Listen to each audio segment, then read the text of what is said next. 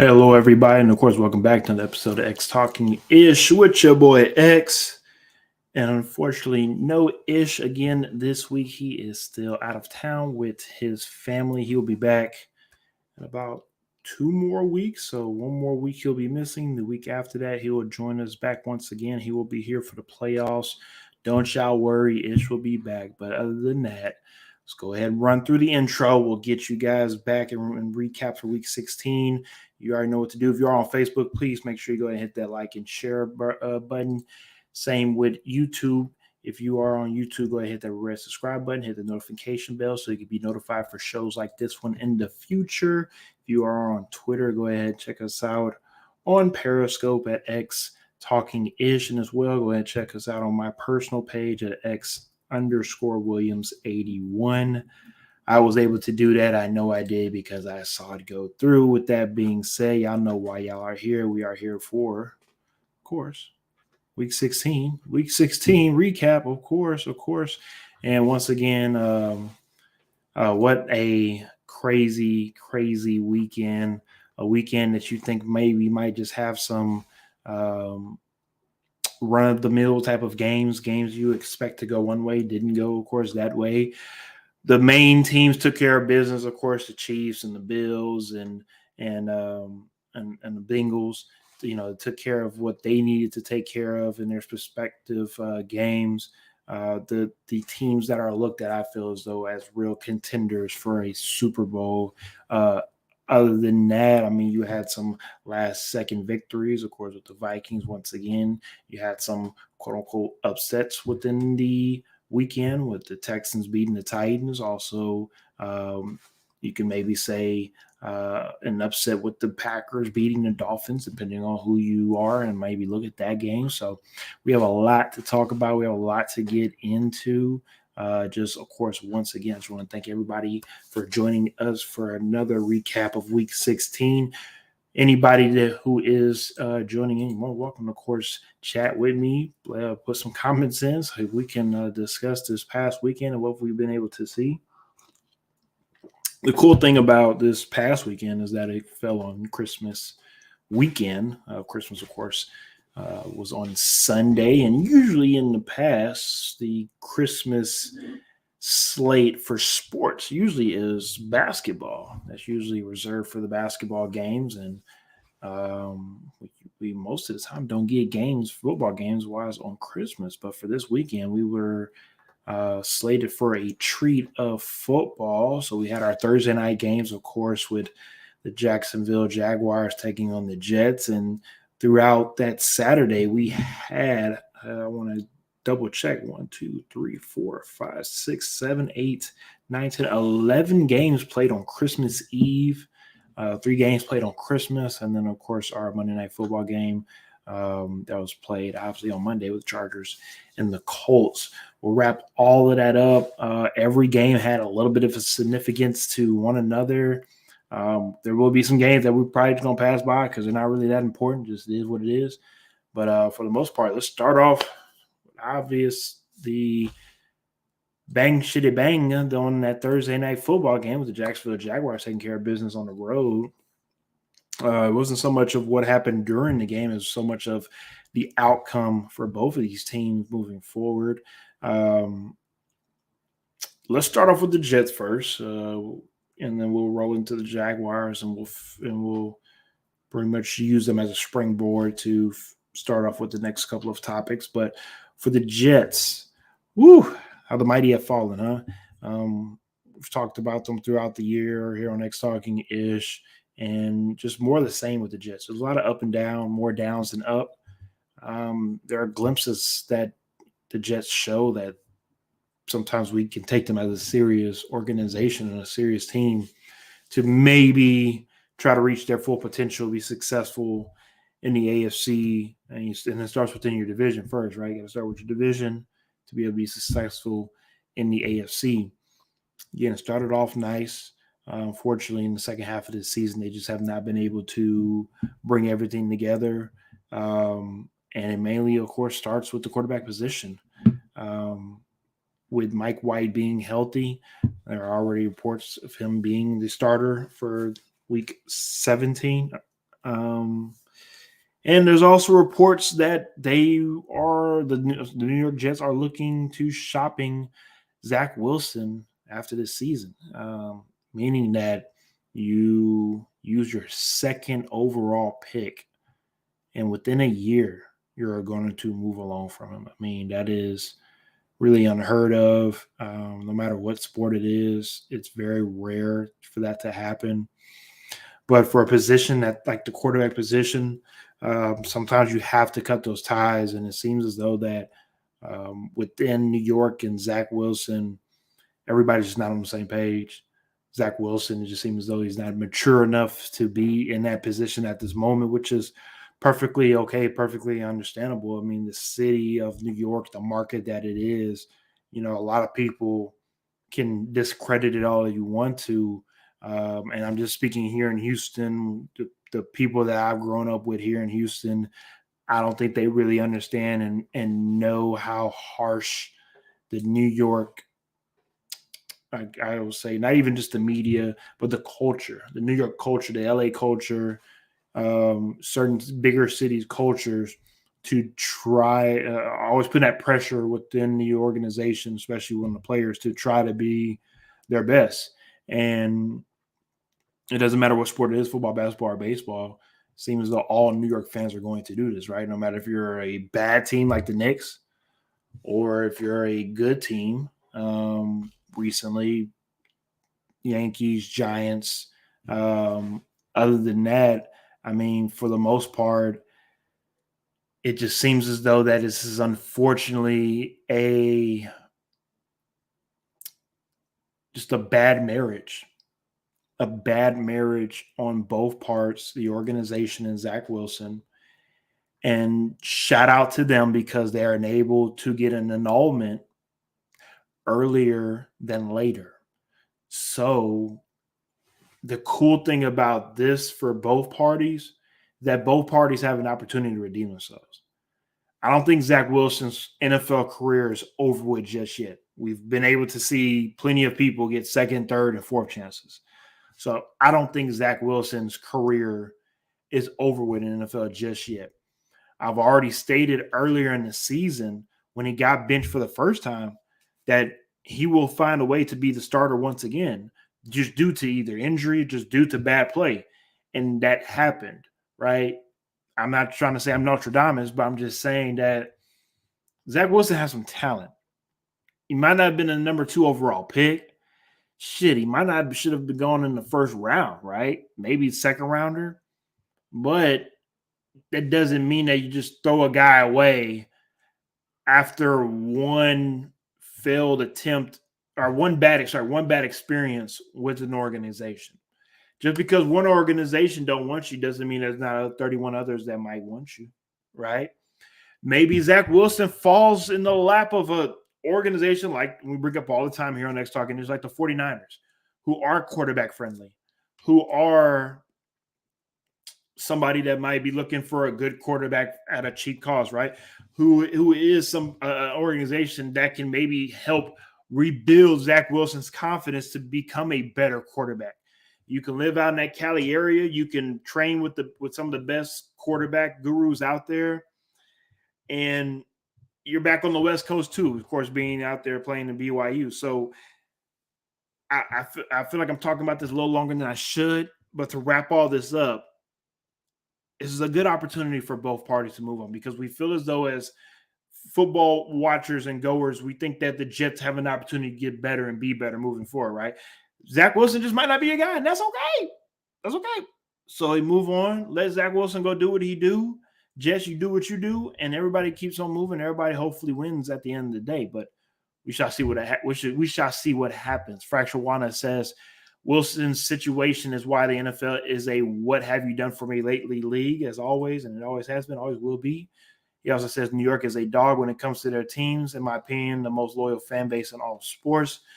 And he also states, but to be honest, they just haven't had a good quarterback since Chad Pennington, in my opinion. In my opinion, again, we can talk about the butt fumble ball we want to. But Mark Sanchez was a damn good game managing quarterback for what the New York Jets needed for Rex Ryan and the crew at that time. I will go ahead and put Mark Sanchez up there as the Jets' last good quarterback. Talk a little bit about the Jaguars with the win that the Jaguars was able to get on Thursday. They were able to now jump into the number 1 seed for the AFC South. So at the moment the playoffs started right now, the Jaguars would have the number 4 seed and they would be in the playoffs. It seems as though everything is lining on track for the season finale week 18 for the Tennessee Titans to play the Jacksonville Jaguars. And that most likely could be for the division if everything goes right. At this point, the Tennessee Titans are just self-imploding, and that we'll talk about that a little bit later. But for the Jacksonville Jaguars, you got to really look at this. This is a huge win for the organizations, for Doug Peterson, to be able to rebound within a year from Urban Meyer. Everybody think about this. Just last year, we were joking and being serious, but joking about how bad Urban Meyer was as a head coach, right? Got fired before the season was over with, just like we just saw with Nathaniel Hackett. We'll get into him a little bit later as well. To have the Jacksonville Jaguars be in the pits of the NFL, to spend a boatload of money in the offseason, and one of their main acquisitions was a guy that nobody thought was the number 1, for it to work out the way it has. And right now they're still not even 500. It's still technically 7-8. So, the season isn't over with yet to where they're automatically in the playoffs. But to have a 7-win season at the moment, to be looking at maybe a possibility at winning the division, just another feather in the cap for Doug Peterson and how he coaches and how he's able to be successful in that quote unquote, that quarterback whisperer, as they say about Doug Peterson all the time. Bryce Warren also says, from kicking people to kicking ass and making the playoffs. I know Duval County is on fire. Yes, I love the reference to, of course, Urban Meyer and the kicking incident. Gotta love it, right? Gotta love it. But that being said, we shall see what the Jungle Cats are going to do. We got to also see what the Jets look like with the playoffs, because if the playoffs started right now, they are the number 9 seed and they'll be on the outside looking in. So we'll see if maybe they can squeeze away and get into the playoffs. I honestly doubt it, but anything is possible. Let's go ahead and move on to the Bills and the Bears. Not too much to really talk about here, just more of the same when it comes to good teams beating on bad teams. Again, I just feel as though this is really a tune-up game for Josh Allen and the crew to finish out this season, to be able to play these type of games later in the season to where it wasn't that cold in Chicago. I think they kind of got away with not having to deal with a lot of the Chicago weather. No snow, no windy, no that too much. It wasn't that too much windy out there, and you got in there, got out, players healthy. Threw 2 picks for Josh Allen. Josh Allen turned the ball over a couple times, but again, nothing too much to worry about. For Justin Fields and the Bears, let's be real, this is just a season that chalking it up, get better draft position, most likely number 2, or worst case scenario, number 3 pick in the upcoming draft, and just continue to keep building around Justin Fields. They have something there with Justin Fields and the crew. It's just about helping him out and getting better pieces around him for him to be successful. And hopefully we can continue to see him mature and be better at being a quarterback. He is a great dual threat playmaker, but let's not have to rely on Justin Fields running the ball. Let's use that as a luxury that makes Justin Fields better. I don't want him to get hurt out in those Chicago conditions. That would just break the Bears fan base heart to have this guy not be able to play. So let's take care of Justin Fields. Let's keep him upright. Let's keep him healthy so that when the season is over with, this is a guy, a leader, a pillar in the community that you can use to help recruit other free agents to help build this Bears organization. All right, let's go ahead and move on to the Saints and the Browns. Let's be honest, one of those games where it looked ugly just looking at it, and it was kind of just more of the same. Finally, Deshaun Watson last week got his first win. So it's no more of the Watson's rusty thing anymore, right? So we're kind of judging him still getting back into the swing of things, but putting a little more pressure on him to be more of a consistent and better passer. He went 15 for 31, under 500, 135 yards, one interception. So at the end of the day, just not good enough at all. They only scored 10. The Browns only scored 10 points. And overall, I really want to know what this Browns organization is going to do moving forward, especially within the coaching staff. I think they make some changes. I'm not saying head coach, but within the offensive coordinators, defensive coordinators, I think there are going to be some changes within that Browns organization that can help them get better for next season. Because I just don't see the Browns scaring anybody next season so far. The reason why I say that is because even though you have Watson, I think the other teams are looking and they're seeing that, all right, Browns, I got Chubb and Kareem Hunt, but Kareem Hunt's probably going to be going somewhere next year. And as long as we stop Chubb, maybe we can stop this Cleveland offense. So until Deshaun Watson is able to be the quarterback on a continuous basis and get more reps with his wide receivers, then that's when we'll be able to see the next level of not just Deshaun Watson, but also the rest of the Cleveland offense. Let me get to the comment section right quick from Fracture One. He says, I know the draft is months away, but you know me, what do you think about this for the Bears? He lets me know the Chicago Bears will receive T. Higgins, 2023 first-round pick, the number 28 overall, 2023 second-round pick, number 59 overall, and also 2024 third-round pick. Cincinnati will receive the 2023 first-round pick, number 2 overall. So, if I'm being honest, I'm not mad at this. The reason why I say that is because I know it sounds crazy, but everybody that's on that Bengals offense or even defense is tradable, except for Joe Burrow and Jamar Chase. Those are the only two people that are not on the trading block. Everybody else, you can get shipped. And no disrespect to Higgins, but you don't have chopping block. Not because you're not good. It's because you are good and your trade value is very, very high to where you probably could get traded for something like this, and Cincinnati is able to receive a package and it can maybe help benefit both sides. My thing is that if you give up T. Higgins, what are you replacing it with, right? So if you get this first round number 2 pick, if you're Cincinnati, who are you trying to get? Who are you trying to get that's going to make an instant impact day one? And it doesn't have to be on the offensive side of the ball. It could be on defense. It could be a defensive lineman or a linebacker or a DB that can come in and be a shutdown corner like a Sauce Gardner, right? Be a great defensive end, pass rusher like Aiden Hutchinson. I like it.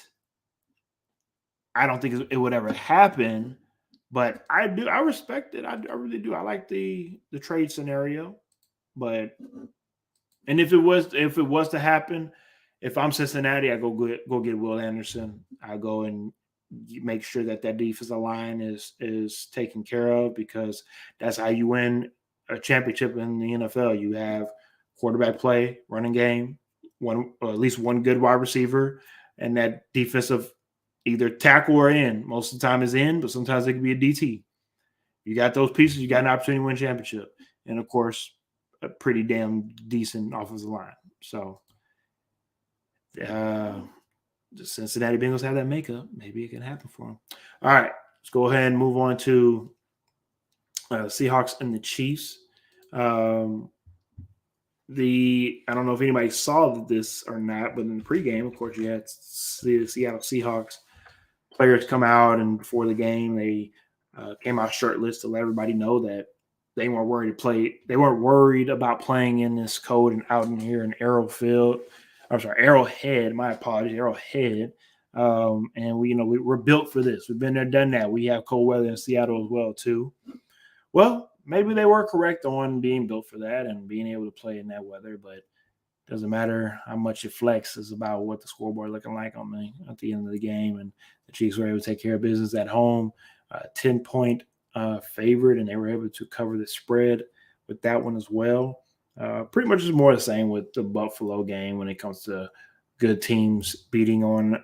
I wouldn't call this a bad team, but Seattle's definitely trending in the wrong direction. At one point in time, I'll be the first one to say it. I was throwing Geno in there in MVP talks midway of the NFL season. Again, I know we'll go back and, of course, look at that midway show that we usually have on week 9. Geno was balling. I'm not saying he's not balling anymore, but we're not getting consistent play out of Geno anymore. We had 25 for 40, 215, 1 touchdown, 1 pick. Again, decent numbers, but not good enough to win. Seahawks have lost the last 3 games, and again, not trending upwards. They do play the Jets this upcoming week and finish off with the Rams. 2 winnable games, 2 very, very winnable games, both games at home.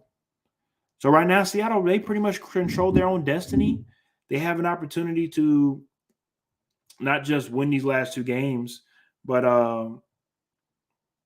also, again, be able to sneak into the playoffs and be able to, I think, maybe upset a team that nobody expects. Again, depending on seeding, if they get in at the 7th seed, play Minnesota. Again, we all know how Minnesota is from time to time. It could be an upset there. If they get in number 6 seed and play San Francisco.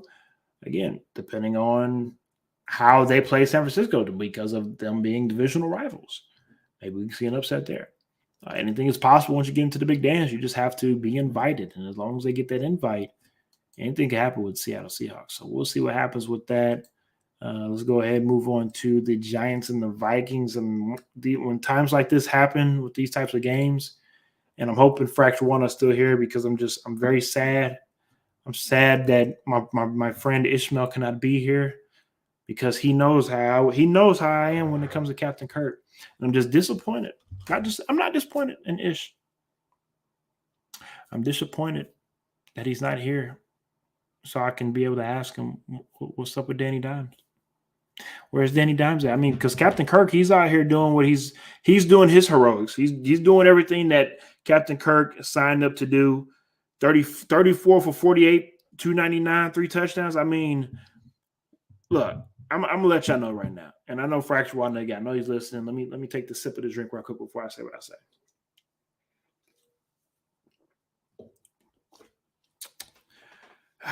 This is what we're gonna stop doing. We're gonna stop disrespecting Captain Kirk, okay?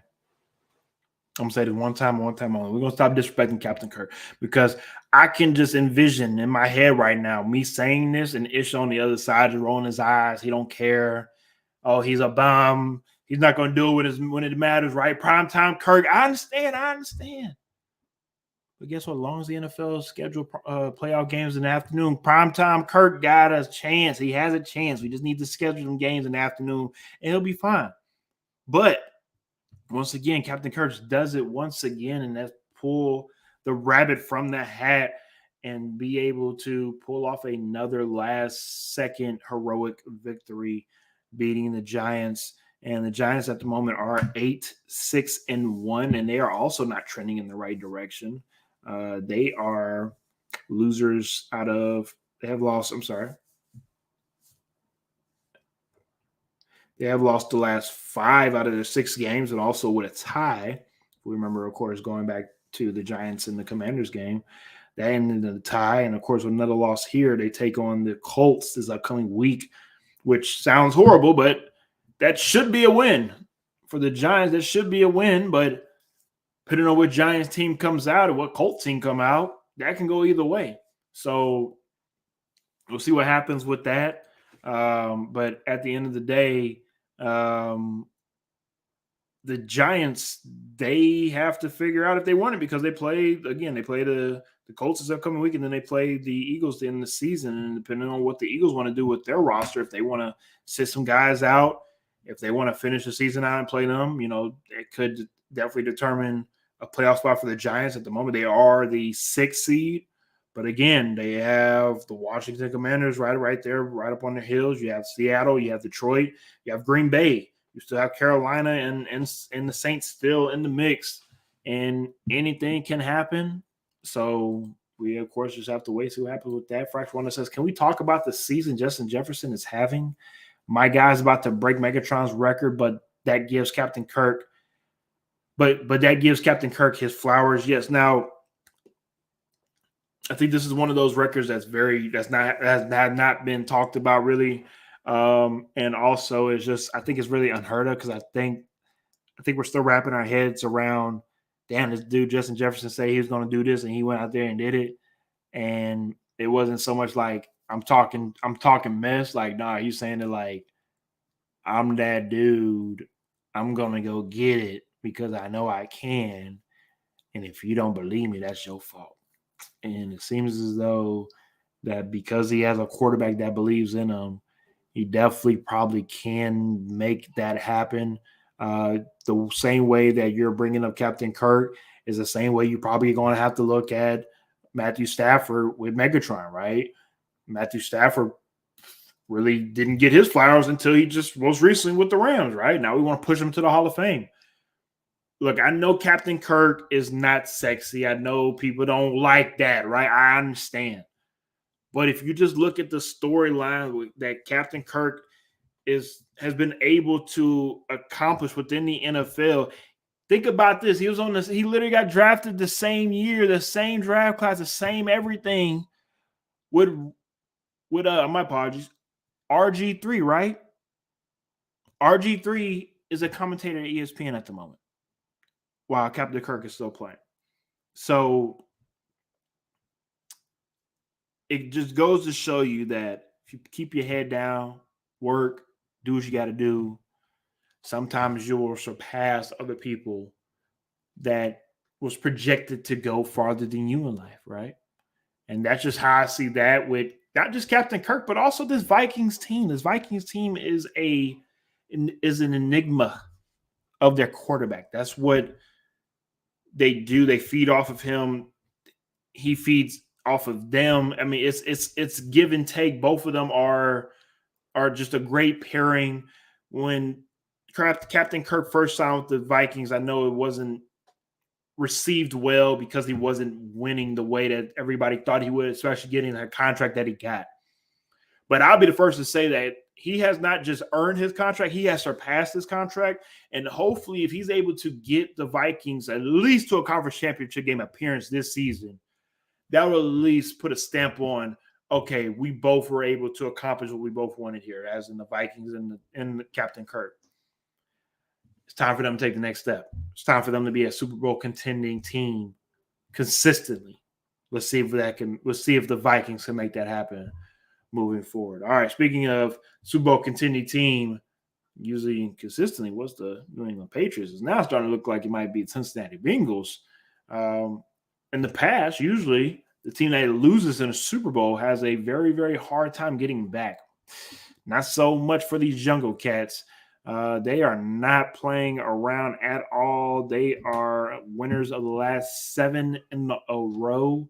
Joe Burrow, Joe Burr, Joe Awesome, Joe Cool, Joe Yo Mama, whatever you want to call him. I think he'll gladly accept, because he is everything I think the Bengals thought he would be, and maybe even some more. Because I don't think we've even still seen the best of Joe Burrow, which is kind of scary. And he's playing well. He's playing with confidence. He's doing everything that, if you're a fan of Joe Burrow, that you would want him to do. Even though the Patriots had an opportunity to win this game still late in the fourth quarter, the Bengals rallied together and was able to force turnover to win that game. solidify that victory. And also, Joe Burrow threw for the ball 50 plus times. Usually, when you're a quarterback and you throw the ball more than 50 times, sometimes you do lose that game. Also had 2 turnovers on the game, but again, just being able to make the right plays when they matter. It seems as though that Joe Burrow and the Bengals are once again in prime position to be able to make a Super Bowl run. They are. It seems as though it took them a little longer this season to gel compared to last season with the new acquisitions, even with those guys getting hurt and them having to still plug and play certain offensive linemen in there. They've been able to steady the ship and just play their best ball when it matters. With them doing that right now and the upcoming teams that they have with the Bills upcoming Sunday, Monday Night Football, that's going to be a hell of a game. I can't wait to preview that game on Sunday. That's going to be interesting to look into because I know it sounds crazy, but that game actually matters. That matters because of playoff, not playoff seeding. Well, yeah, playoff seeding, but also home field advantage. Maybe the Bengals can jump the Bills and find a way to get that number 2 seed. I know they probably won't get that number 1 seed, obviously, with 4 losses, but maybe they can jump and get that number 2 seed. If the Bengals hold off, they can, of course, keep that number 2 seed for the time being. But also with the Ravens, they finished off the season playing the Ravens, and that's not an easy win, especially depending on if Lamar Jackson is able to come back before the season is over with. So Bengals have an opportunity to control their own destiny. Let's see. At the moment, the Bengals are the number 3 seed at the moment. And my apologies on the standings as well. Again, with Cincinnati beating Buffalo, again, they do have an opportunity to jump up to the number 1 seed. My apologies. I didn't read it correctly. So, again, it's still up to grabs, the number 1 seed between the Bills, the Chiefs, and the Bengals. So, again, this game matters very, very much so. So, we'll see what happens on Monday Night Football. Let me get to the comment section from Greg. He says, where do you have the Bengals ranked as far as the top teams in the NFL? I mean, honestly, top 3. And with being 3, they can go as high as 1 if you want to make a case for them. But I don't want to do that because they still are not proven still just yet. I know it sounds crazy because they went to the Super Bowl last year, but I'm talking about for this season. I still don't think that they are better than the Eagles. I don't think they're better than Kansas City. I know, I said it. So for right now, I would take 3. No lower than 5. Fracture Runner says, I will say I was wrong about Zach Taylor. I was calling for his job earlier this year. The guy is a really good coach. Can't wait to see how they respond for the run back to the Super Bowl. Look, that's us emotional, us people that watch football, play football, that good stuff. Sometimes we see something isn't working. We want to make a change now, right? And sometimes you got to steady the ship and believe and trust the process. And they were able to get out of that dark spot for the time being when they were in a little funk in the beginning of the season, like I talked about earlier. It took them a little longer this season just to get things the way that they wanted it to go, and now they're back on track, and you do not want to play the Bengals in the first round. I'm saying that right now, or technically the second round. You do not want to play them as your first matchup in the postseason. And if you do, just get ready to pack your bags and go home for vacation. All right. The Lions and the Panthers. What a disappointing opportunity to let go through your hands. As they say, the Lord taketh, or I should say, my bad, I messed it up. The Lord giveth, and the Lord taketh away. My apologies, I messed up the quote. But with that being said, the Lions had an opportunity to control their own destiny and make their playoff run just a little bit easier. But losing to the Panthers, it just hurts that badly because you do play the Bears this upcoming week, which is a winnable game. but you also end the season against Aaron Rodgers in Lambeau.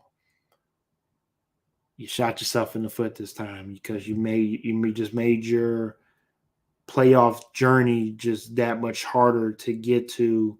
Again, if the playoffs started right now, you'd be the number 9 seed, be outside looking in. And I just don't know if the Lions make it this season. I don't know. This was the game you were supposed to win. I know that Jared Goff has had troubles on the road, especially with his performance. And I thought this was the game that was going to help get him back on track, kind of like what happened last I think couple of weeks, 2 weeks ago when they played on the road. Let me double check that one. I'm pretty sure. Again, it was 2 weeks ago. Oh, my apologies. That was last week. See, this past couple of weeks have been long as hell. Last week when they played against the Jets, won by 3 points, and Jared Goff had a better performance than he usually does on the road. I was hoping that was going to translate over against Carolina. Unfortunately, that just did not happen. Carolina, again, the tale of two halves, the tale of two coaches this past season. We don't know if they want to tank for the season and not play, and then they come out and play well, and you're like, oh man, this is actually a good team without Baker Mayfield, without the distractions, without this, without that. And then sometimes they show us, it looks like they are a team that's just not good. So they have like 3 different tales of who they are. They are 5-9. Again, they're just getting ready for the off season and getting ready for the draft. But for the Panthers, they definitely played spoil against the Lions at home. Oof, what a game to miss out on if you are a Lions fan. Falcons and the Ravens. The Ravens won this game, but again, without Lamar Jackson, it just seems as though that the Ravens are just not able to generate the points that are necessary to win on a consistent basis, especially in this league. Yes, the Ravens did win this game, but you have to be a little worried if Lamar Jackson is not 100% and he's not able to play in the postseason, because they're not going to get it done with this type of performance. And it doesn't matter who's the quarterback. Scoring 17 points most games is just not going to work in this NFL. Last week, you scored 3 points. The week after that, you scored a week before that, you scored 16. Week before that, you scored 10. I mean, other than that Jaguars and Ravens matchup, which you scored 27 and still a loss, you scored 13 the week before that and 27 the week. I mean, it literally the most amount of points you scored this past season was 38, and it was in a loss. This Ravens offense is just not good. It's not good. It's not going to get the job done. And it's no hate or shade to the Ravens at all. It just has everything to do with just look at the scoreboard. I mean, it is ugly. It is just not a pleasant thing to look at. And I do not want to beat a dead horse. So I'm pretty much just going to move on because there's really not too much to talk about. Again, besides the Ravens, again, winning a game they're supposed to. Of course, this was the debut of Desmond Ridder playing for the Falcons. He did go 22 for 33 for 218, no touchdowns, no interceptions. So pretty clean type of performance, game managing type of performance. Again, we'll have to get more film on Desmond, get more work on him in that system to see how he pans out and see what direction the Falcons go in the offseason. You hear some rumblings that they maybe want to go with a quarterback in the first round, which I don't see why, but again, it's understandable.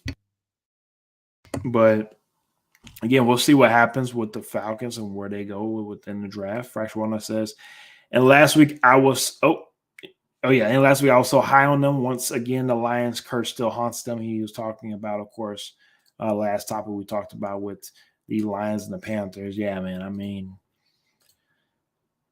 it seems as though when you try to give them a little bit of credit, they just find a way to mess it up. And I'm happy that I'm rolling right into and segueing right into the perfect team to talk about. Woo! The team that just lifts you up just to break your heart. The good old Tennessee Titans. And I know, again, if my friend Ishmael was on this show, he would be over there in that other box right here, being in that other little box, just snickering away and just he and ha-haing about the Tennessee Titans and how they are just on a 6-game losing streak and finding a way to lose the division. And most likely it is going to happen. It is possible.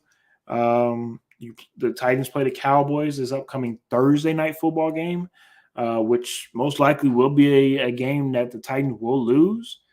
And then you play the Jacksonville Jaguars, which the only good thing about playing the Dallas Cowboys this Thursday is that you do get those extra days of rest to get everybody ready for Week 18. The worst thing about getting everybody ready for Week 18 is that half of the damn team is on IR. So for the Tennessee Titans, I just don't see a silver lining to what's going on right now. I called it before the game started that the Texans would win this game. I know a lot of people thought I was joking. I was not joking at all. It was not hee ha ha. This was dead ass serious. You actually watched the Texans play the last couple of weeks. They have played very good football, very competitive football. Games that they probably should have won. They probably should have beat the Cowboys and the Chiefs. But unfortunately, just Texans being the Texans, or maybe ownership saying, hey, love you, make sure we take care of you. If you, take care of us, if you know what I mean. I'm not saying that happens, but I'm just saying that maybe a head coach that used to coach for the Miami Dolphins might have said something like that. I'm just saying, I'm not saying, I'm just saying it was out there. So this past game, let's be real, Houston Texans probably have the number 1 pick already wrapped up. I know Texas fans are worried about not getting the number 1 pick, but you're probably going to get the number 1 pick. So winning this game isn't going to hurt you that bad. But I just knew that the Tennessee Titans were banged up. It is just ugly to watch right now. It is ugly to watch Malik Willis play quarterback. And I don't blame him all necessarily. I don't blame him. It's not necessarily his fault. It is just the cesspool of disgusting offensive putrid that is around him is what makes him look as bad as he looks. The unfortunate thing for Malik Willis is that he's on a team and on an organization that does not develop quarterbacks. They never have, and they probably never will. This is not an organization that will bring you in and that will help you become a better quarterback. So the bad thing for Malik Willis is that his NFL career could be over with before it even starts, unless he gets the hell out of Tennessee. That is probably what's going to have to happen for him and the betterment of his career. I think he can be a backup. I think his ceiling is a backup quarterback somewhere else, not in Tennessee. I just don't see him as a starting quarterback. He looks timid. He don't look confident in himself as a quarterback. I never thought he was a good fit for Tennessee. It just doesn't look. It continues to not look good. And I know, call me crazy, because I'll call myself crazy right now for saying this. But maybe Tennessee needs to do what the Jets did with Zach Wilson and just go ahead and part ways. Do it now before it gets uglier in the next year or two, because Tannehill's time is probably up. If you're able to move along from Malik Willis and maybe get a quarterback in this upcoming draft, maybe get a Jimmy Garoppolo, Geno Smith, Thomas Brady. Again, just names that have been talked about. I'm not saying that I want these guys. I'm just saying names that have been thrown out there. And you ride with a veteran quarterback and try to make a run at things that way. Because right now you're stuck between a rock and a hard place. You have to cut Ryan Tannehill just due to injuries and the way that contract is set up. You might cut Bud Dupree, and you might just have to really just restart over everything, especially in a weak AFC South, to where you have an opportunity to try to rebuild without having to take 2 or 3 years to do it. Maybe it only take a year, like we saw with Jacksonville or even with Cincinnati, right? It can happen within a year. It just takes everybody to be on the same page to make everything happen. Greg says, unfortunate facts about the Titans not being able to develop quarterbacks. Shout out to Vince Young. Yeah, Greg. Yeah, let's bring up old stuff. Let's hurt me in my heart while we're on my show. Thank you, sir. Thank you, sir. All right, let's go ahead and move on to the Commanders and the 49ers. And as you would think, yes, this game pretty much went as everybody would expect it, and that is, of course, the Commanders losing to the 49ers. Really not much to really say in this game other than Brock Purdy is getting more and more reps as the quarterback for San Francisco 49ers. Everybody seems as though it's hitting on all cylinders. Yeah, Greg Kittle going for 6 catches, 120, and 2 touchdowns. This is everything that Ish has talked about in the beginning of the season when it comes to the 49ers, getting better and better towards the end of the season to make a run at the NFL's championship. I mean, that is really what it comes down to. I mean, I don't need to continue to keep putting the 49ers on a pedestal. They are who they are. They are who we thought they were. And they are going to continue to keep taking care of business because, like Ish and I talked about, it's about good teams beating on bad teams and take care of business to get you ready for the postseason. This upcoming Sunday, the 49ers do take on the Las Vegas Raiders. And to finish off the season, they play against the Cardinals. 2 winnable games, 2 games that they probably should win. They can finish the season out 13-4, and we could also see them in the Super Bowl.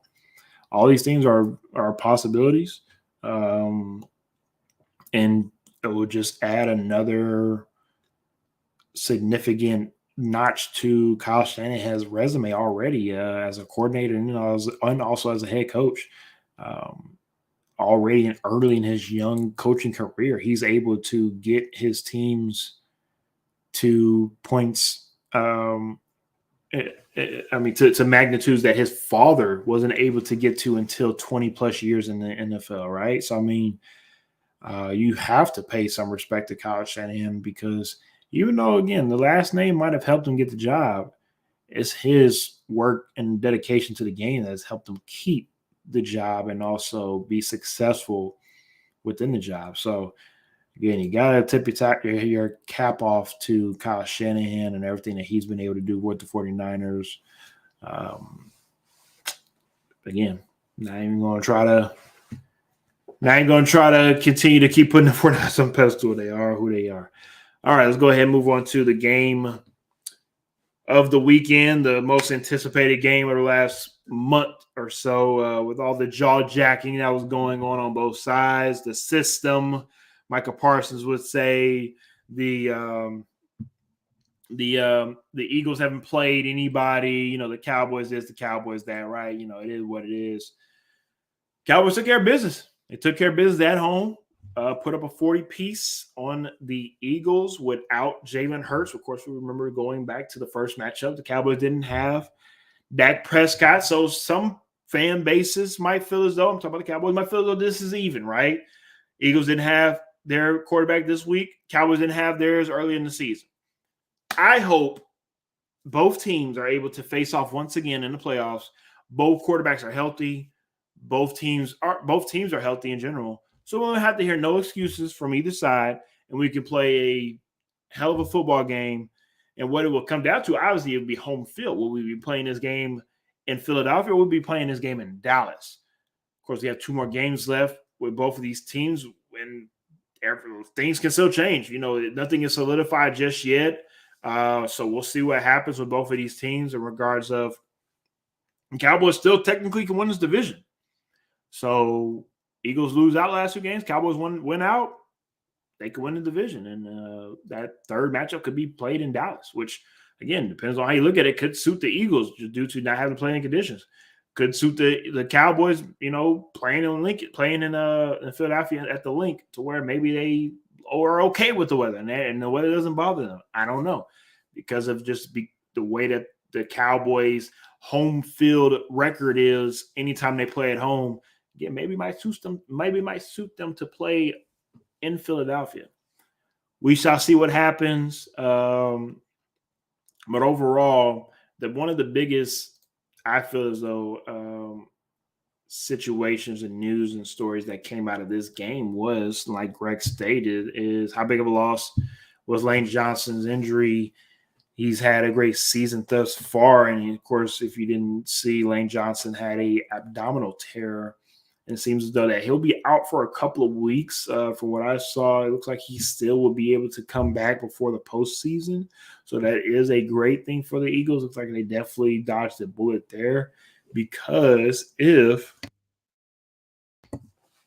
Lane Johnson was out for the rest of the season and postseason, that is a very, very big blow. Um, Overall, I think the Eagles find a way to overcome it, but Lane Johnson is the Trent Williams for the 49ers.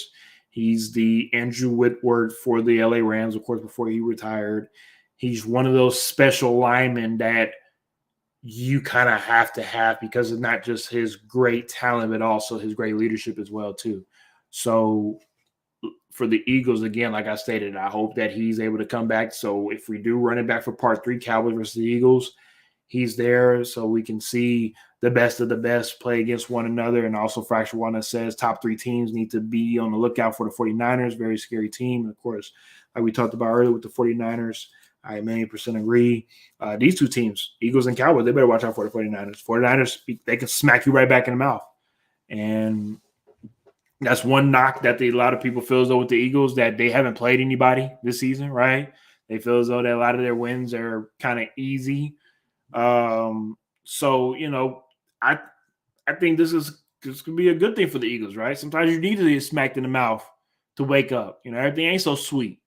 And again, moving on for the rest of the season, hopefully let's just finish out both of these teams, finish out and play strong, because I want to see part 3.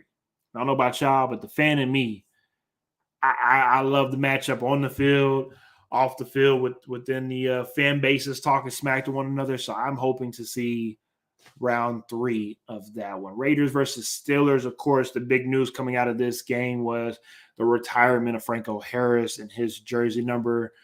Unfortunately, long overdue. So long overdue, unfortunately. Franco Harris unfortunately passed away before he was able to see his jersey hang in the Raptors at newly named Heinz Fields.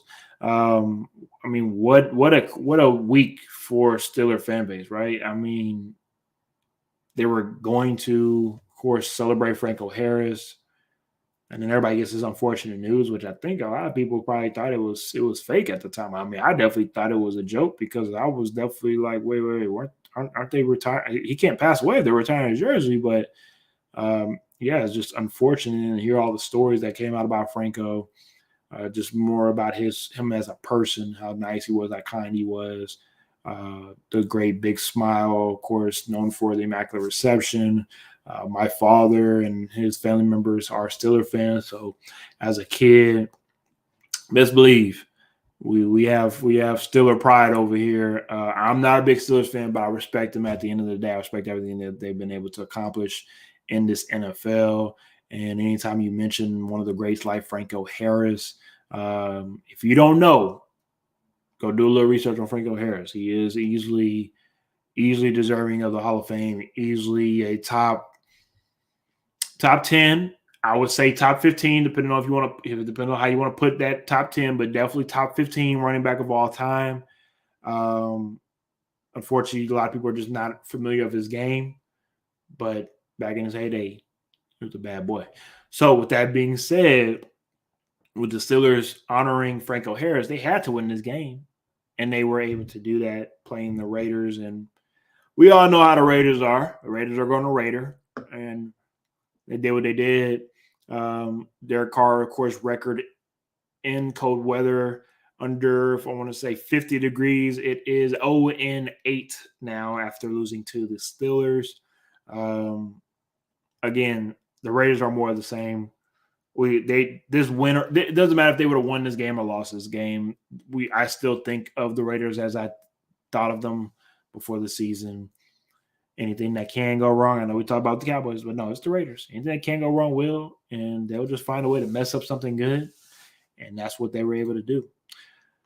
Move on to the Packers versus the Dolphins. What a shocker here in Miami. Again, depending on how you look at it. Some people don't take the Dolphins serious. Some people think that the Dolphins are not as good as their record projects. They did come into this game as a 3.5-point favorite. Aaron Rodgers is on his Freddy Krueger right now, so don't go to sleep around him. And can Aaron Rodgers really find a way to make it back into the playoffs? The real question is, though, and please, I need y'all that's tuning in. Please help me.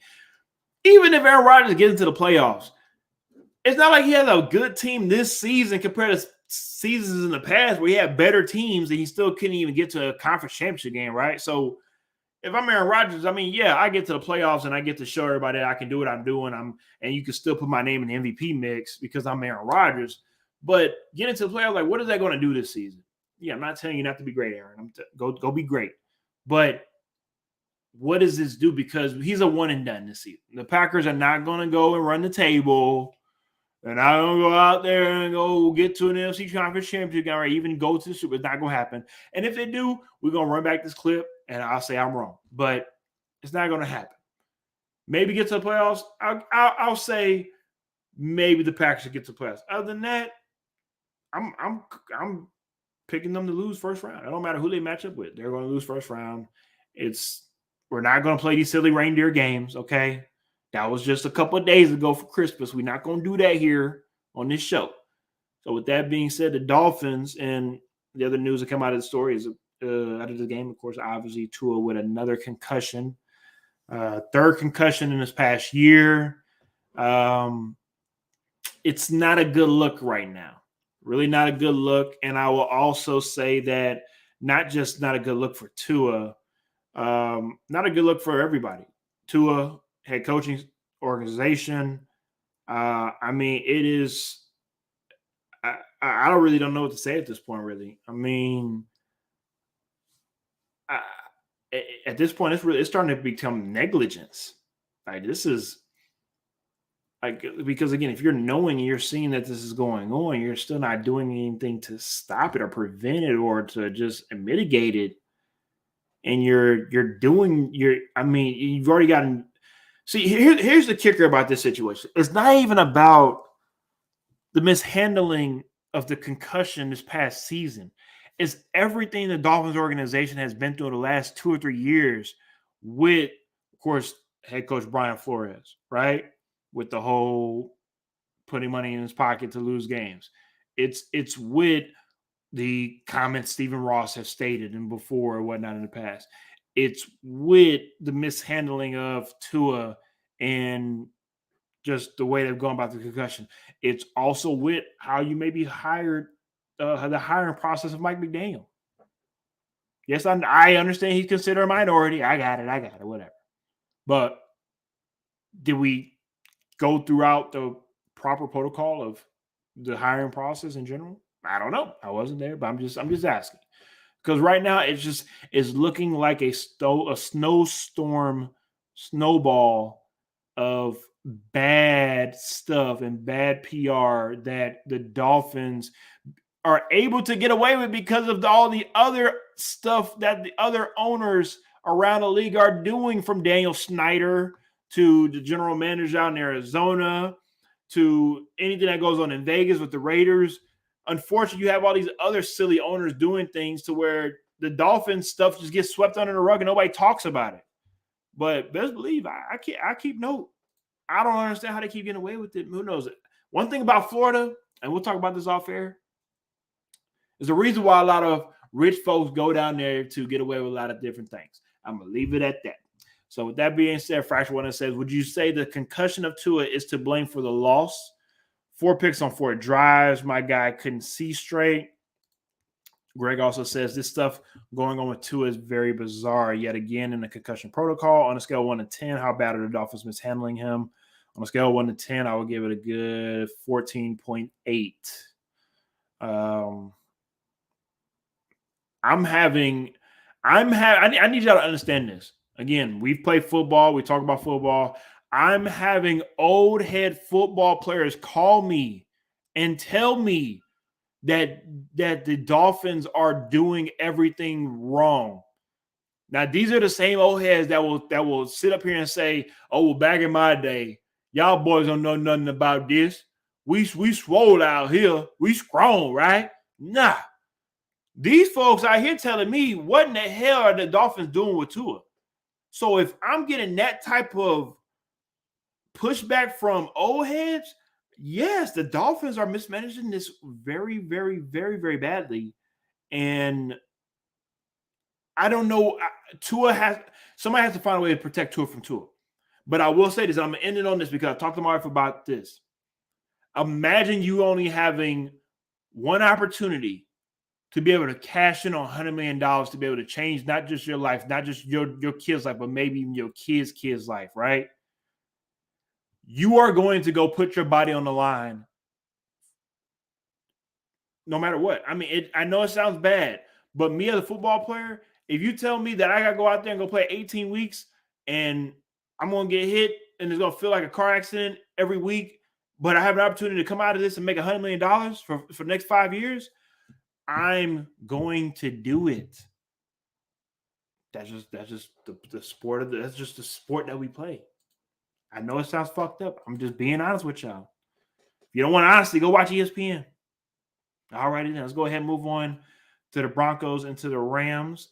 Greg also says they're treating him like he's not an asset, even though he's a quarterback. Extremely weird. Again, I don't want to keep being a dead horse, but just remember, there's already another quarterback that's already stated that he wouldn't mind coming and play for Miami. He's from Florida. He plays for the Baltimore Ravens. I'll leave it at that. All righty then. Like I said, with the Broncos and the Rams, not too much really talk about here. Rams took care of business at home. Finally, we get to see the Rams finally put it all together with a quarterback who might not even be on the roster next season. But who knows? Maybe he could. Now, after this game was over, I really did take a second to think. Okay, Matt Stafford, he's pretty much on his way out. And we don't know how healthy he's going to be this upcoming season. And the Rams really don't have a legit number 2 quarterback. Walford, he's good, right? But he's not Baker Mayfield, talent-wise. And it seems as though ever since Baker Mayfield has gotten there, it seems like he plays relatively well in that system. So let's think about this. Maybe if Baker is okay with taking a little bit of a pay cut, playing a backup role, and maybe even competing in the offseason for a starting gig with the Rams, maybe this could be a second opportunity for him. Same way I talked about with Zach Wilson going elsewhere and being able to rebrand himself. Maybe Baker Mayfield can get a third opportunity with the Rams and revitalize his career with Sean McVay. I know that sounds crazy because I'll be the first one to say this is crazy, but why not, right? I mean, Baker's there. He's available. You get a chance to maybe re-sign him and put him in that system. And if something happens to Matt Stafford, the train keeps on moving and you don't miss a beat. Greg says even with a healthy Matt Stafford and Cooper Kupp, they've never scored 51 points. The Broncos freaking stink. It's both parts. The Broncos suck, yes, but also damn good offensive performance for the Rams. Again, the Broncos hang their head on their defense, and for them to give up 51 points, yes, I definitely agree. Horrible performance by the Broncos, but you got to give the Rams just a little bit of credit for putting up a 50-piece. Greg also says, I don't see why any rational thinking human being would want to coach the Broncos right now. Russell Wilson stinks without Pete Carroll. Well, you're not wrong, but the job is intriguing. Of course, the news right now, if you're paying attention, there are some rumblings of Sean Payton coming back. There are some 3 teams on his list: LA Chargers, Arizona Cardinals, and maybe even the Saints once again. If I'm Sean Payton, why not look at maybe Denver? Why not take a look? Again, a quarterback that y'all got to remember how Sean Payton inherited Drew Brees. He inherited Drew Brees as a wounded quarterback that was leaving San Diego at the time, San Diego Chargers, that came to New Orleans, that nobody really believed in him. Sean Payton obviously had a great type of offensive scheme for Drew Brees that helped Drew Brees become the quarterback that he is or that he was, and they were successful with it. Again, maybe Sean Payton can do the same for Russell Wilson. I don't think he goes there. If I'm Sean Payton, I'm going to LA. But in the words of KG, anything is possible, right? So we'll see what happens. Fracture Water says, with the rumblings of Sean Payton having interest, Denver would be a good place for him to coach. Again, I agree. Again, we don't know. We'll see what happens. I like him in LA. I want to see him with the Chargers with Justin Herbert. I think that whole dynamic would be pretty electric. But again, we'll see what happens. And of course, my big brother X, he says, Sean to Denver, not a bad idea. Again, anything is possible. All right, let's go ahead and finish it up with Sunday Night Football, and we'll get you out of here on Monday Night Football. Buccaneers took on the Cardinals. What a snooze fest. I'll be completely honest with y'all. Did not watch too much of this game because I wanted to spend time with my family on Christmas night because if Tom Brady didn't want to spend time with his family, that's on him. I wanted to do it with my family. So all shade to Tom Brady. I'm going to be honest with you on that one. All shade to him on that one. But he did get the dub. He got the dub with the Buccaneers taking care of business on the road. And with the Cardinals, with this being J.J. Watt's last home game, he announced that this would be his last home game. And, of course, I got the news not from ESPN and not from Fox and not from even Fox 26 here in Houston. I got the news firsthand from my wife. My wife said, J.J. Watt's retiring? I said, I don't know. Is he? I don't know what's going on. She said, well, he put out a post on Instagram that it's his last it's his last home game. That's not how she talks. I just make that voice because I make her mad. So I love you. I know you're watching, so don't hurt me when I get off. But anyway, she said that he put out a post on Instagram saying that it was going to be his last home game. And of course, his last two games are on the road. And it seems as though after that post, the rest of the social media world blew up. And it seems as though that J.J. Watt is retiring at the end of the season. Hell of a career. We'll give, of course, our props to him towards the end of the season. But for me, being here in Houston, I'm not a Texan fan, but I always will, of course, pay respect to J.J. Watt. I'll pay respect to everything he was able to do here in Houston, especially after Hurricane Harvey. I was lucky enough to be able to meet him once with the wifey. Cool little experience. Other than that, he'll go down as a Hall of Famer just due to the accolades. A lot of people feel as though if he wasn't injured as much, he probably could have gone down as probably the greatest defensive end, maybe one of all time. But that is just the name of the game when it comes to football. Unfortunately, injuries are a part of the game. And it also goes to show you as well that it's hard as hell to be healthy consistently in this sport, right? So don't take it for granted at all. And I know JJ definitely did not, and he will definitely enjoy his retirement. Greg says, JJ damn near died this year. It was only right, but 2014, JJ Watt was the creative player. Hell of a career. Yep. Like I said, 2014. Like I said, the only bad thing about JJ is they played for Houston Texans. Just wasted his career. We all know it. Look, I know people are going to be mad at me for saying that, but if you're from Houston, you know what I'm talking about. All right, we're going to wrap it up tonight with the Monday Night Football game. More of the same of what a pity for the Colts. We're not going to really talk too much of the Chargers. Good job for y'all. Y'all won a game y'all supposed to win. You're better. But for the Colts, now you're what 1-5 now. 1-5 now as the Colts coach for Jeff Saturday. It is not pretty at all.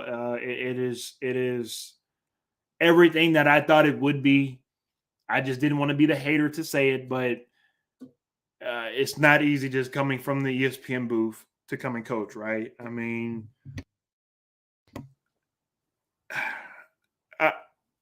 I don't know where Jim Irsay was going with this. I don't know what he was thinking. I don't know if he was trying to buy time, trying to get into the coach. I don't know what direction the Indianapolis Colts wants to go to with the. I don't know.